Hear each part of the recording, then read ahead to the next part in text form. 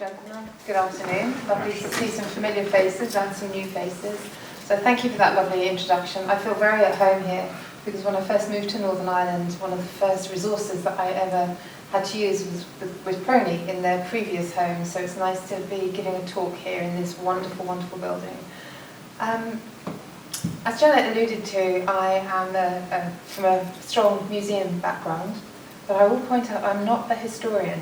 I've worked in the Imperial War Museum for over 25 years, and my main area of expertise is presenting information relating to the Second World War, in particular the home front.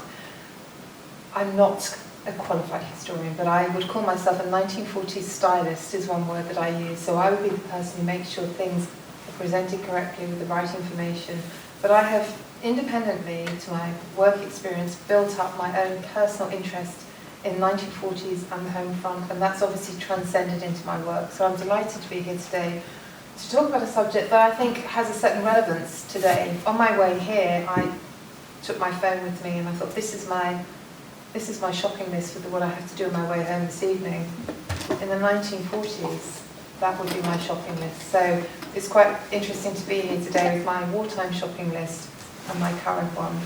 And I think in this climate there will be some similarities of some of the issues relating to food. So I'm going to really talk about food rationing and why rationing. I really am asking questions that I would want to know if I was somebody who didn't know very much about the subject. In January 1940, the British government introduced food rationing, and the scheme was designed to ensure fair shares for all at a time of national shortage. And there was a national registration day, and this was on the 29th of September 1939, where every householder had to fill out in a form giving details of the people who lived in their house. Now, I've just found out this afternoon that in the collection at PRONI there is some information relating to this, but I think it would require privileged access. But that is something... anybody can apply. Anybody can apply to look at it, which would be interesting if you had family members who'd been in Belfast during the Blitz. What next? So what did you do? You registered with your local shop, and each family or individual had to register with a local supplier from whom the ration would be bought, and your details were stamped onto a book, and you could only buy your ration from that one supplier. Coupons, this is something I'm always asked about. So at the back I've got some copies of some ration books that you can actually pick up and have a really good look at. The books contain coupons that had to be handed to or signed by the shopkeeper every time ration goods were bought. And this meant that people could only buy the amount that they were allowed. You couldn't kind of stockpile your ration points, you kind of had to use them. And sometimes you might queue up and what you've been queuing up for has gone, and there was no alternative. There was no come back tomorrow and I'll see what you have. And actually there's a little example there in the ration book. So what actually was rationed? Basic foodstuffs, sugar, meats, fats, bacon and cheese were directly rationed by an allowance of coupons, and as I said, housewives had to register with particular retailers. And this is the question I'm always asked, and I sometimes get differing information. How much food was one person allowed to buy per week during the war? So we're talking about adults here. And the weekly ration did vary from month to month as foods became more or less plentiful. And a typical ration for one adult was as follows. And I've got this example set out on the table behind.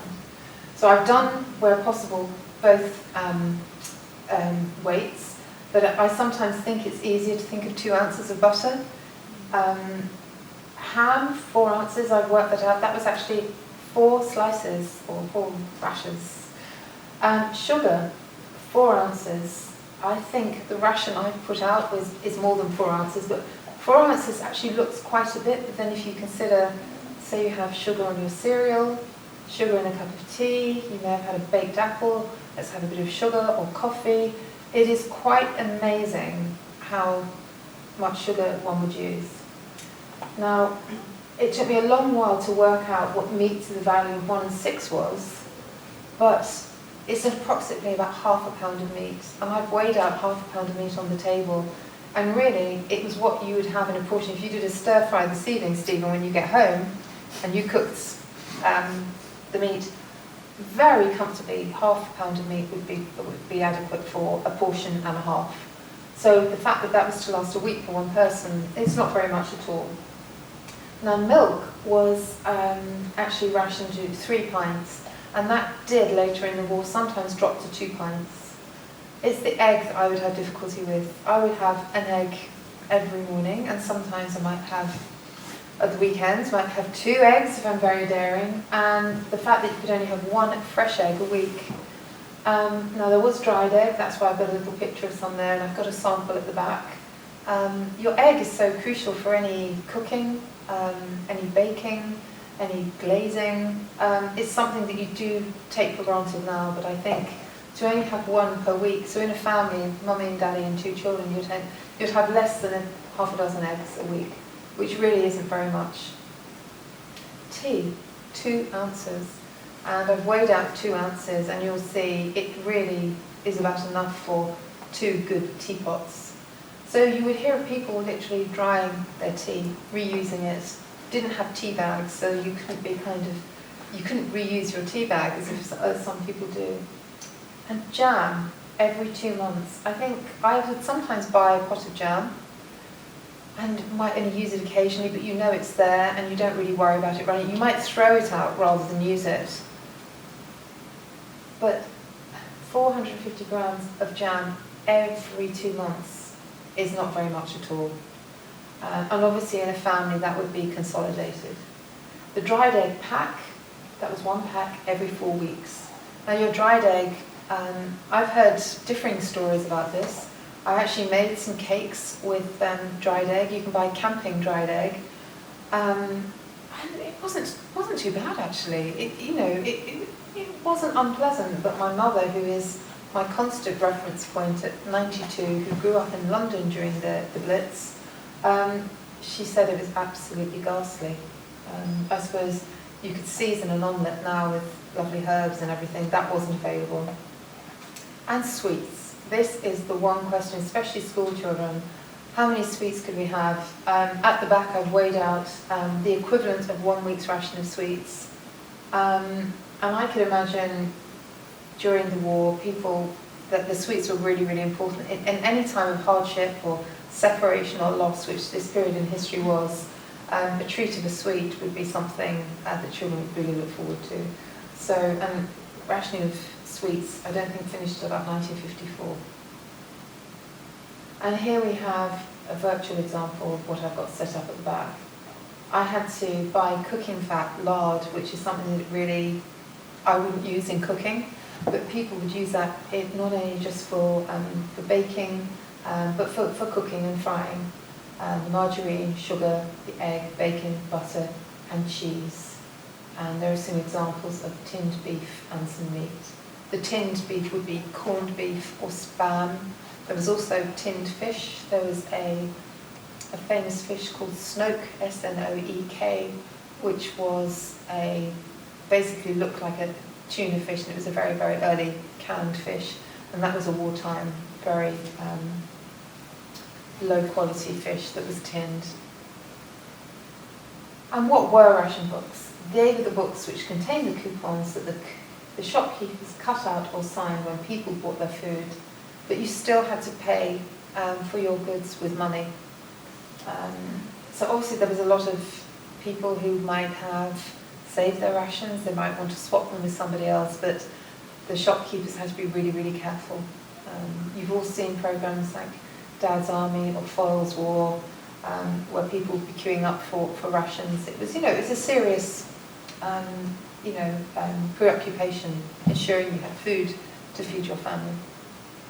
And here are some examples of the different types. There's a junior ration book, and a green ration book, and some of the coupons inside. And the colour was very important, and it made you sure you got the right amount of types of food needed for your health. So the buff-coloured ones, which we have at the back, were mostly for adults, and the green were for pregnant women, nursing mothers, and children under 5. And they would have the first choice of mainly dairy products. And the blue ration books were for children aged between 5 and 16. Now, obviously, the children didn't present their own ration books. The mothers would do, or other family members. And ration books were issued to make sure that everybody got a fair share of the food available. And the government was worried that if food and other items became scarcer, prices would rise, and poorer people might not be able to afford things. And there was also a danger that people might hoard items, leaving items for other. And I do know from experience that that kind of mentality of hoarding food, it doesn't go away. My mother would still have tins and tins of tinned peaches and things that, and tinned evaporating milk, UHT milk, things that, you know, you just wouldn't even, you could get them in the supermarket, but I think it's just that wanted to keep something spare. Also, it's kind of not wasting food as well. That was something that really developed in rationing. It was frowned upon to be, you know, if you were having a wedding, to be too ambitious with your wedding. Everybody was quite conservative with what they ate. This picture, I really love this picture, and to actually have worked in a museum where I could see this on a regular daily basis. This photograph doesn't really do it justice, but it's by Leonora K. Green, and it's called Coupons Required, and it gives a slightly nostalgic, painterly impression of, you know, beautiful silver teapot, Waterford crystal sugar bowl, and your ration book, and your wartime tea, your special margarine, and your jam and everything. The reality is, as you'll see when you see the rations, it's pretty basic. All the packaging is fairly rudimentary, quite cheaply produced, not very colourful, and these are all things that kind of downsizing everything, really, as far as rationing is concerned. Now that portion of meat looks pretty huge to me, so I suppose you could assume that that could be the whole family's meat for the week consolidated together. And you can just see the pure lard there on the right-hand side. To the right of the tea, it looks like a slab of Parmesan cheese, but I don't think it is. That would have been unheard of. So as you can see, also a lot of people didn't have fridges. You would have had like a cold store, and the thought of trying to keep your kind of provisions fresh would be quite difficult. I just put this picture in because it actually, you can tell that's a kind of posed picture, but it does show a 1940s family at their table eating their rations with their ration books in front of them. There would have been a lot of encouragement for people to have eaten healthily, to live healthily, and to show that it was all fairly jolly. What did people think? This is what I really love to hear about.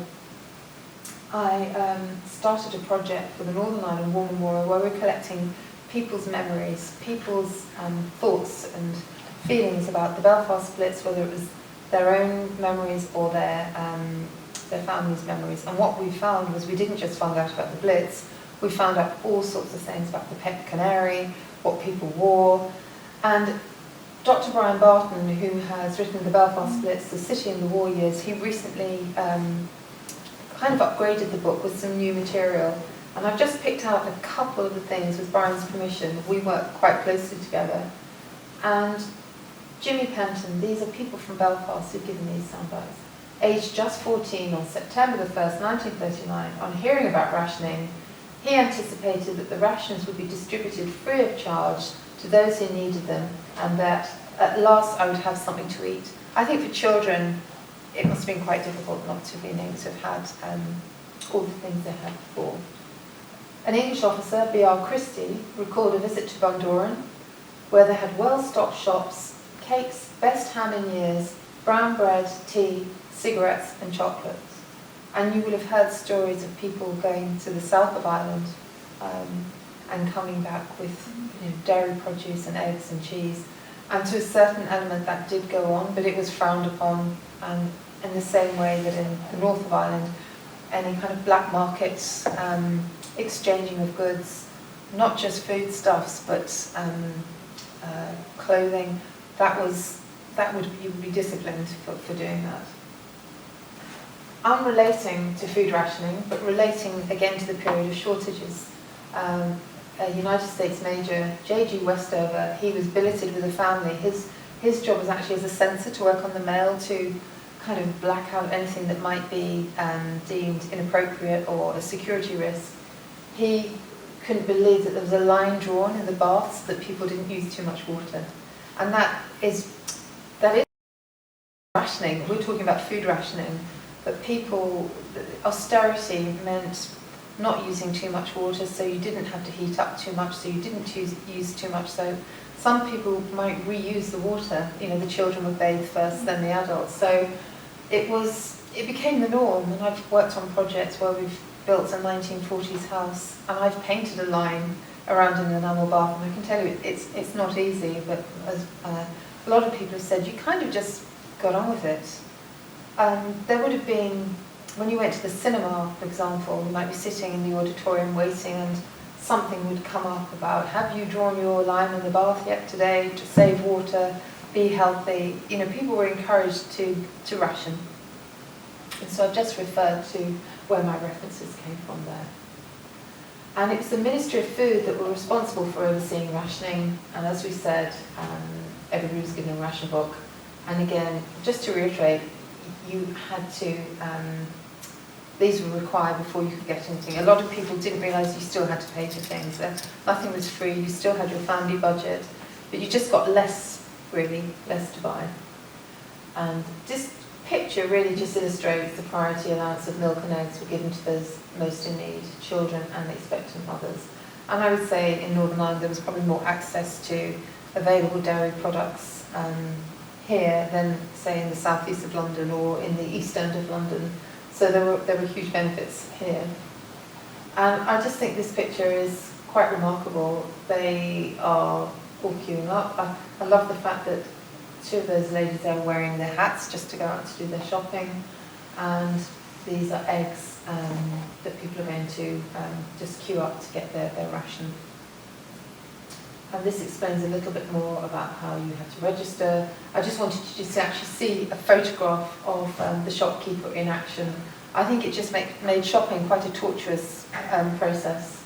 And a lot of people didn't drive to the supermarket. You had your basket and that was it. And this picture as well, I just quite like this from a social history point of view.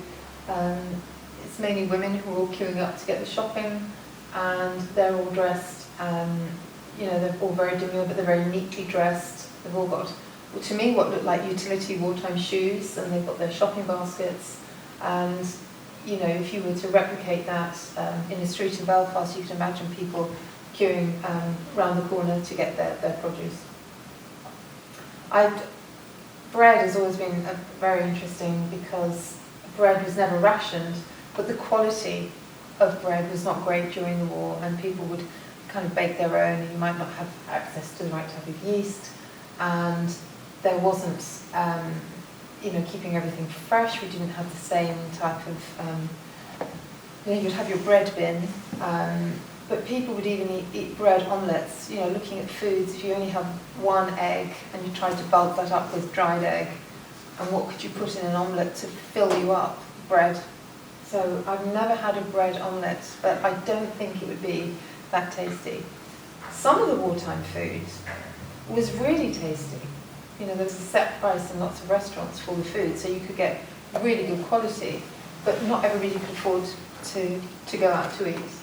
But it's just a sort of a bread omelette after coming home from a day's work, or to feed your family a bread omelette, it wouldn't really engage me. A lot of the posters, as you can see, are kind of almost like cartoon, and they were really designed very carefully. There would be some very famous poster designers, like people like Abraham Gaines, who was renowned for doing a poster of the very famous ATS girl, and she was used in a lot of kind of posters for recruitment. But the typography is, the poster is colourful, it's got a certain element of, would appeal to a family. Save bread and you save lives, serve potatoes and you serve the country. Very, very direct. I don't think you'd be able to get away with that now, but it was to try to appeal to people to really take rationing on board, and everybody really had to. There wasn't much choice.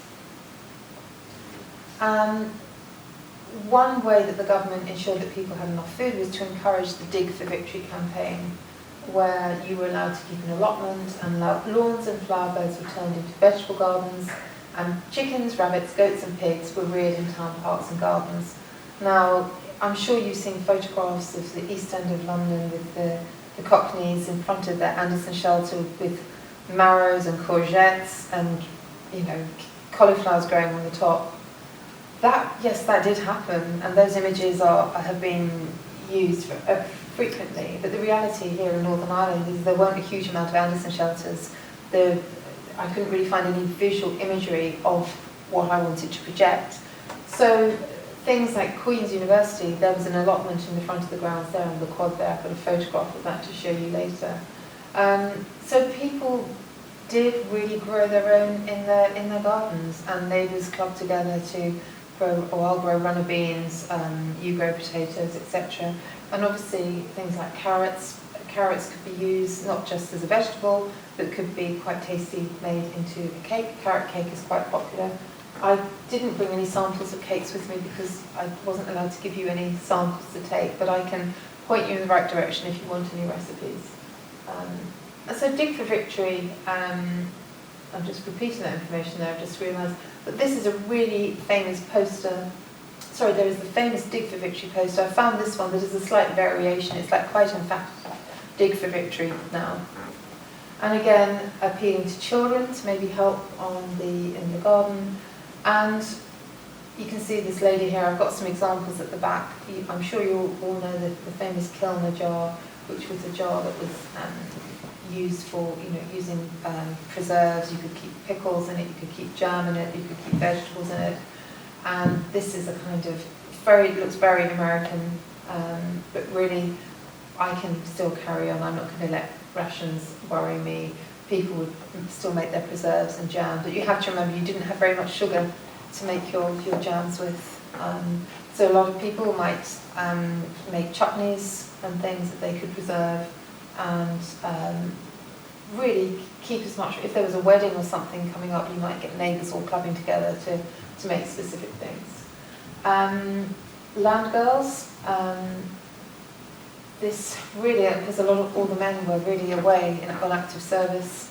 The Women's Land Army was really significant in helping people on farms, to gather crops, to grow new crops, to pick vegetables, and to basically help in the farm. And if you dig for victory, you can have your own vegetables all year round. So the government did give a lot of help and guidance, and people could grow their own, beetroots and onions. I think onions were quite difficult to get hold of. They've got some in that picture. But again, the staples seem to be carrots, cabbages, and I think that's a white turnip there. And later on I can show you a very famous pie that basically was everything you could grow in your garden put into a pie with pastry on the top. Very appetising. Here we just allude to the black market. Sometimes shopkeepers kept things behind the counter. And I'm sure you've seen pictures of what are called spibs, the men who will be opening their raincoat and they've got an array of watches on it.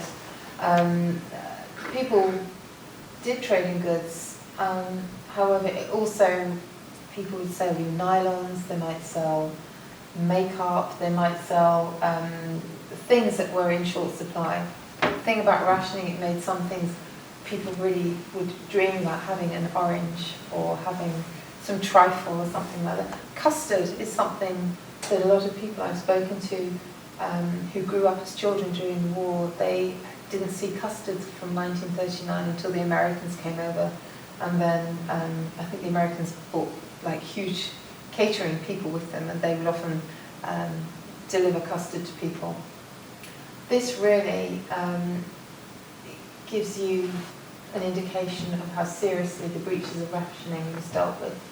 And the breaches of rationing order and the undermentioned convictions have been recently obtained. And one in Old Street, which must be in London, who's being a retailer, selling to an unregistered customer. A lot of people perhaps became displaced during the war, especially during the Blitz, may have had to have moved, your documents could have been destroyed, it wasn't easy to get your ration book again, so all these things were were kind of dealt with quite seriously.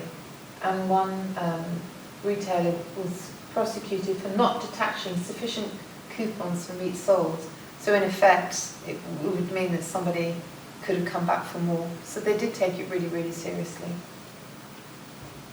So rationing. Oh, I love this picture because I think it's from the 1940s house. That was a lovely program where a house was rebuilt inside a museum, and we used to actually get people to come in and have cookery lessons and everything. But it wasn't until the early 50s that most commodities came off the ration, and meat was the last item to be rationed. Sorry, I said it was sweets. Food rationing ended completely in 1954, which is only, 62, 63 years ago. I just had a myth or truth question, because a lot of people would ask me, what's this about parsnip? What's this about bananas? I think bananas were very, very, very difficult to get hold of. And yes, banana essence on a mashed parsnip made a tasty mock banana. Now, obviously, you wouldn't be able to eat your banana how you would normally, but what people would do would tend to put it in a sandwich and put sugar on top of it and have it with your lovely ration bread. This morning before work, I had a lovely yogurt, and I just helped myself to. In fact, I rejected 3 bananas before I found the one I wanted. So it's really hard to think, not being able to have a banana is something you do take for granted. And there's obviously the famous song, Yes, We Have No Bananas. But I've got the packaging for the banana essence that you can have a look at. Vanilla essence would also have been used, but the essences were also in quite short supply. So I don't think you'd have your mock banana too often. And again, she's reappeared again. So I don't know if any of you have heard of Marguerite Patton, Hilda Elise Marguerite Patton, and she worked for the Ministry of Food, and she was brought in to really help and advise people and offer nourishing advice for food and to help families adjust to wartime rationing. And she had a program known as The Kitchen Front, and this was broadcast on the radio, and there's also really good pathé footage of her. If any of you are interested, if you look at Marguerite Patton, there are lots of books available on the types of things she did. She had a very kind of down-to-earth approach to food, trying to make the best of what you could work with. And here are a few of her delicacies: the wartime loaf, wartime dripping. I had to ask what dripping was, and it's when you have a roast and it's the leftover fat around the meat. Apparently, it's really tasty and is lovely spread on bread. So you could have your wartime loaf with wartime dripping, and I think that would have been sometimes a staple to given children when they came in from school, perhaps because their evening meal wasn't going to be that huge. Meaty gravy, bread pudding, corned beef fritters, which I've never tried, but I can imagine the fritters, you'd have to use your dried egg, you wouldn't want to use your one egg. The wartime vegetable turnover, that would be okay perhaps for a short period of time, but I wouldn't want to kind of eat that too regularly. The eggless sponge, which an eggless sponge is, it's okay if you've got beautiful flavouring and lovely lemon rind on the top of it and a lovely glaze, but a wartime eggless sponge, I would say probably a bit like a sponge in the bathroom that has seen better days. Not that tasty. Wartime Scotch bread, which again you wouldn't be able to cover it in delicious sugar, and the everything in wartime stew, which probably would be the bits and pieces left over from when you were cooking vegetables. Now people would, save the potato peel would get added to things. There's just a little picture there, how to make Wilton pie. And Lord Wilton was the Minister for Food during the war, and the chef at the Savoy developed a recipe called Wilton pie, and it was all your garden vegetables cooked and chucked in together with a pastry topping. Delicious. And again, it had parsnips, potatoes, cauliflower, swede, oats, with a supple pastry topping. Apparently it was delicious, but I haven't got a first-hand experience of that. Just back again, basically, to rationing now that you've got a little bit more of a steer of it. Bacon, butter and sugar were rationed. And some foods, like potato, fruit and fish, were not rationed, but the availability of fish and the quality of the potatoes and the quality of the fruit, you'd be very lucky here living in a fairly rural environment, but in the cities you wouldn't have lovely hedgerows with blackberries and crab apples and things like that. And I just think this is a really interesting picture because it's not everybody had their lovely wicker baskets. Your meat ration is now carcass meat, 8 points, corned meat, 2 points. So obviously you would rather get the corned beef. And I think that just kind of like she's clutching the whole family's ration books as well. I've put this in because I've always been really fascinated by, you know, at home now we all have our little brown box with a biodegradable carrier bag in which we carefully put our potato peel, our tea bags, our carrot tops, everything. And this poor dog is obviously very hungry. He's quite an adorable dog actually. Is scavenging what was known, commonly known, became as the pig bin. And this would be all the leftovers would be saved up, and many families would sometimes keep a pig.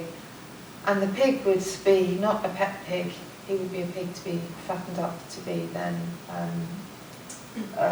slaughtered and the meat either used or cured. But it was this picture, this is an Imperial War Museum picture, so thank you Imperial War Museum, but it's a very famous image, and the food would then be used to help feed the pig, the pet pig. And so everything went into there.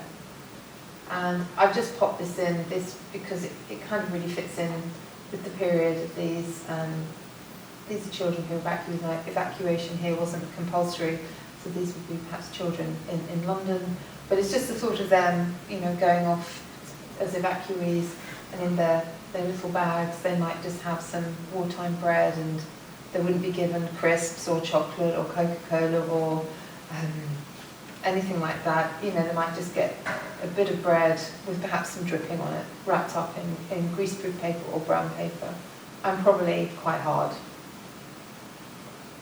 However, children were enticed to be healthy, and this is one of my favourite images because carrot lollipops were very, very popular.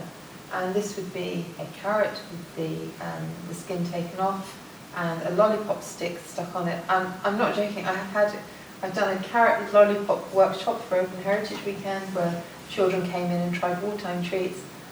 And the carrot's a very sweet item, it's naturally very, very sweet, but you perhaps wouldn't want a carrot lollipop every time.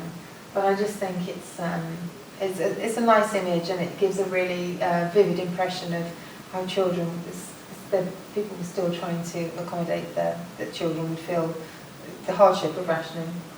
And there we have some lovely children enjoying their healthy carrot. Probably really good for their teeth and their eyes, but quite hard to eat a whole carrot like that. I've put this in, as I'm sure as you're aware, when the Americans came to Northern Ireland, they really revolutionised. They weren't just here for their kind of military expertise and support and preparations for D-Day, but they brought with them style, glamour, music, lifestyle, a real mixture of people. And a lot of American soldiers were encouraged maybe to spend Christmas time with families, and the GIs were given ration packs to share, and these would contain things, you know, fruit juice, probably vacuum sealed bacon, sugar, and so many families would issue as many invitations as they could for GIs to come to their homes. And troops often arranged parties for children.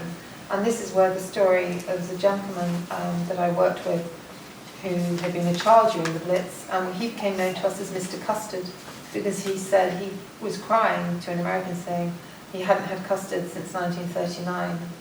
And the GIs, they must have commandeered a jeep and a vat of custard, and they delivered it to the road in which the child lived, and people were coming out with jugs and cups and buckets to take the custard.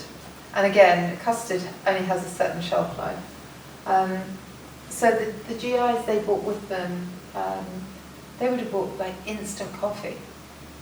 They would have bought chewing gum, candy, a different type of chocolate, donuts. I've got a donut at the back there just to kind of say, imagine if you hadn't seen a donut for a year and you see one, imagine what that would feel like. It wasn't just children, adults would have enjoyed the donuts too. So the people were very, very delighted to welcome any Americans into their house. And the gum, that would be a catchphrase that the GIs would regularly driving through, in particular Belfast. I've heard information about this. The children would run after them and they would throw them gum and they would say, "Got any gum, chum?" So they were very happy to Americans. I've put this in as well. Here you can see oranges, cauliflowers, cabbages, and some berries, but oranges were for children only at some stages during the war, and this was because of the requirement for their vitamin C. I think at that stage there probably weren't as many supplements as vitamins as you get now. If you go to Boots now, you need not eat fruit, you could get every kind of replacement that you wanted. But there was still a great, people were still very interested in keeping their children healthy, and so oranges were for children only. And here we have a lovely Getty Images picture of children really enjoying their oranges. I've just popped in these two characters, you may have heard of them, Potato Pete and Dr. Carrot. Again, this was this kind of rationing promotion to, again, you've got to think the world of animation and cartoons was also happening about this time, and they made potatoes and carrots, they wanted to make them attractive to people. So Dr. Carrot, vitamin A, with his spats and his top hat and his wing-collared shirt, was a friend of Potato Pete, who was the country potato with his Wellington boots. Again, his spats, a very smart farmer with his little hat on. And they claimed to be their energy foods, so there were lots and lots of recipes given out by Potato Pete and Dr. Carrot. And in fact, if you did want to take the time to go onto YouTube, if you Google Potato Pete and Dr. Carrot, there's some really lovely footage, and there's a song that goes with it. There were a lot of songs during this period that related to wartime. There was "Hey Little Hen," when will you lay me an egg for my tea," which I've always quite liked, and things like "Run Rabbit Run," where the farmer would be. These songs became quite popular, and Dr. Carrot and Potato Pete, there's also a little song about them. I just put this in for you. I was going to ask, did anybody know where it was, but I've already told you. So this just shows you how even the quad at Queen's University was taken up during the war for people. There was an allotment there. So I think that's quite amazing. I would like to go back there now to see. You were saying that it's changed so completely there now, hasn't it, Stephen? Yeah. But I just think this is a really remarkable image. On our doorstep here, you've got this picture that the university, the grounds were taken over, and there was an allotment there. I've just put in very, very briefly, just to allude to this, I'm particularly interested in, my father was a prisoner of war, and he said he only survived because of the Red Cross parcels, and his job as a doctor in the prisoner of war camp where he was to distribute the Red Cross parcels. And this inspired my initial interest in the war, because he used to tell me these amazing stories that he would open it, and some of them were slightly different. This is a Red Cross and St. John's Ambulance one. And they would contain cigarettes, they would contain chocolate, they would contain, dried eggs. And you basically undid them all and divided everything up into different categories. And some people would swap their cigarettes for something else. I mean, now I don't think you would send somebody a ration package with cigarettes in, but these were sent to prisoner of war. You can see there's some spam in there, and they were it was part of the Geneva Convention, and it was to ensure that people who were prisoners of war were still able to avail of basic foodstuffs. But it was very difficult, and it did spawn a generation of people who would always eat whatever's put in front of them, no matter how awful it was, and my father was one of those. Spam was his delicacy. And Bundles for Britain, I'm just alluding to that very quickly, I'm quite conscious of time. Canada and America would send over regularly to England. I'm not sure about Northern Ireland. What were called Bundles for Britain, and these are basically kind of goodie bags for families, and they would contain sweets, toys, games, comics, non-perishable items, boiled sweets that could be given to families or to often be sent to maybe orphanages, and sometimes there would be quite a rapport and contact that were built up. We're talking, this is in the era before social network, so people would keep in contact, and sometimes groups of people would correspond and say thank you, and there are some, if you want to see original examples of Bundles for Britain, they're on display in the Second World War Gallery at the Imperial War Museum. And what's quite interesting is the packaging was so sophisticated for the 1940s, it was red cellophane and red, white and blue ribbons in comparison to the very austere cardboard box. And this is actually just quite a nice picture of somebody being shown how to work their rations. We've seen this before. We're coming near to the end of the talk now. One thing I'm always asked about is weddings. And did people really have a cardboard wedding cake? And yes, a lot of weddings would make a cake out of your basic rations, and to make it look more extravagant and to make it look more plentiful, there would be a fake cake put over the top of it. That would be made of cardboard, covered in plaster and iced. I actually made one. It's at the museum where I used to work at the Northern Ireland War Memorial. So if you go there and ask to see, can I see the cardboard cake, they will show it to you. So it will give you a good indication. And it just really would hide the very, very basic cake that is there. And food rationing lasted for 14 years, 1940 1954, and meat rationing continued until June 54. And in 1946, when food was just as short as during the preceding years, bread was added to the ration and the sweet ration was halved. I just wanted to say thank you very much to all of you for coming here and giving up the time to listen. I will spend the next 10 minutes over at the table showing you some examples of original packaging. And as you've been such a lovely audience, I'm going to divide the ration sweets up amongst you. I also wanted to say, my dear friend and colleague, Dr. Brian Barton, if you wanted to go to the Northern Ireland War Memorial, there's a copy of his book that you could look at. Dr. Jonathan Barden, also a great friend of here and of the Northern Ireland War Memorial.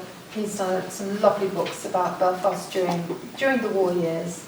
I put Mrs. Patricia Hayden, that is my mother, who today would have been married, 66 years today. She grew up in London. She's from Bantry, but grew up in London during the Blitz. And she gives me my first-hand information about anything that I might need to know. She is my soundbite advice. She's not emotional about the war. She's not sentimental. I asked her, what did you do on VE Day, Mummy? She goes, oh, hang on, let me just check my diary. I said, you've got a VE Day diary? And she said, oh yes, hang on a minute. Had a headache, played tennis, went to Trafalgar Square. So she doesn't have the same kind of passion as I do because she lived it, she experienced it, and then she kind of carried on with her life. But I always find that quite interesting. So I put PRONI here, who are a wealth of information. What you see on display and what you see in the catalogue is just really the cream on top of the cake. If you're interested in this subject or there's anything you want to know more about, please do ask me, or I can point you back in the right direction with PRONI. The Northern Ireland War Memorial, where I worked as the curator and manager there for nearly 6 years, is a wonderful museum. It's a gem in the Cathedral Quarter. They're open Monday to Friday, 10 to 4. And their aim is just to let everybody know about the Belfast Blitz, life on the home front, the role of the Americans here during the war, but they also do remember the lives of men and women who were killed in the First World War as well. And I just wanted to put the Imperial War Museums London, they are now called the Imperial War Museums because there are 4 museums under the Imperial War Museum umbrella. And I worked with them for over 25 years, but since I've been here for 10 years, I've maintained regular contact with them, sent lots of groups over to see them. They are, again, an amazing resource, either to visit personally or if you had a query. I've left some little envelopes at the back that if any of you have any specific questions that you haven't thought of to ask me today, I can give you my contact details and you can always ask me. So really, that's the end of the talk about rationing. I hope you